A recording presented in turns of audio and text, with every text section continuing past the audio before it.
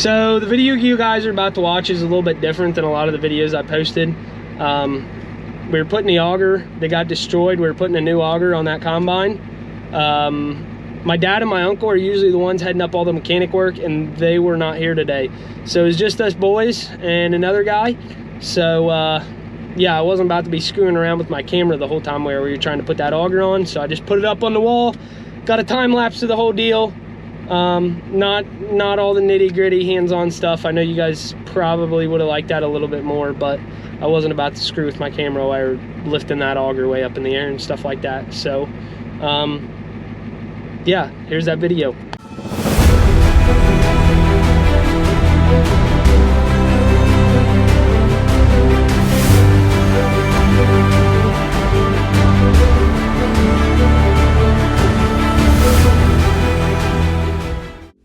Alright, so I'm going to try to explain to the best of my abilities what we're doing here, because I wasn't able to run the camera all over the place and show the nitty gritty. So right there we moved the auger with the forklift just so we can kind of get it facing the right angle, and we can get the service trucks a lot closer to where they have to be to get that auger to go in there. We like having the cranes pretty much like straight up in the air, so it's a lot less pressure on the whole truck and stuff like that. But yeah, we're just getting it tacked up right now, tied up, stuff like that. And we lift it up. There we go. You could probably do this job with one service truck, but I was like, you know what, we got two sitting here. Instead of worrying about our straps sliding and stuff like that, let's just use two. It's easy enough. So after we get the auger up in the air, it's basically just a bunch of small movements until we kind of get it slidden in there. Right in here somewhere, we kind of had it slidden in there, but it wasn't started on the actual splines yet. There's splines inside of the elbow up next to the combine that, it can only fit together one way. So we had to spin the gearbox basically and get them splines aligned so the auger could slide in. That was a little bit tedious. Some pry bar work, and then I was spinning the gearbox with a pipe wrench.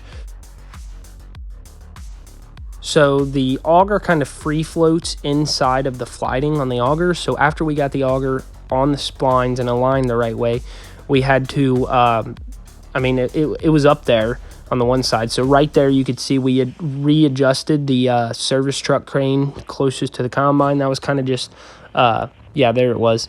That was kind of just to get the bolt holes to line up. They didn't want to line up right, so, but it was already started on the gearbox. So we readjusted there. Right now we're just trying to find the bolts and stuff like that.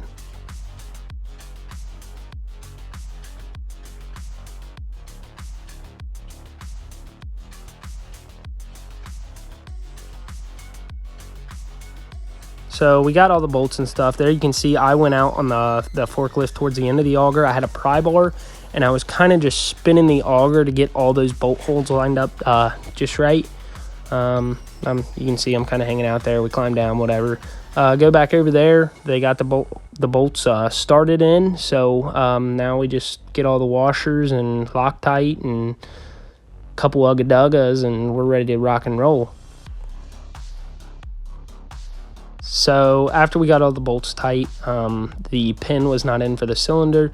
So here in a second, you'll see me and my cousin. We roll out on the forklift right there.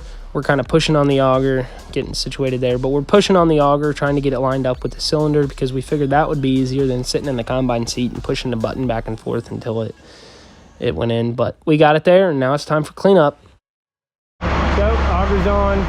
Cranes are not attached anymore. Time to put the cranes up. Button up a couple little things on the auger. But there it is. There it is. The audio is going to suck because I don't have my mic on here. That's good. Put us on the ground. Good down. Oh, here we go. The auger's on. Here's the junk one. As you can see, this side got torched off, but here's some of the carnage on it. And over here, more carnage on it. But we got the auger on. It went pretty smoothly. We just used two cranes, picked it up, put it over. Nothing really to it. But there she is. Tomorrow we got to button up some other stuff. We got some wires like right in here to button up, and fun stuff like that. But pretty decent time. I mean, we didn't junk that auger out, so I guess it went smoothly.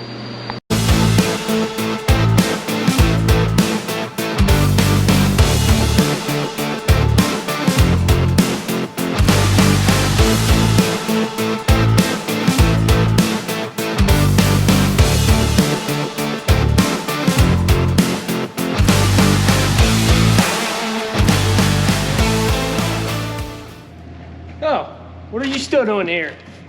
It's time to go home.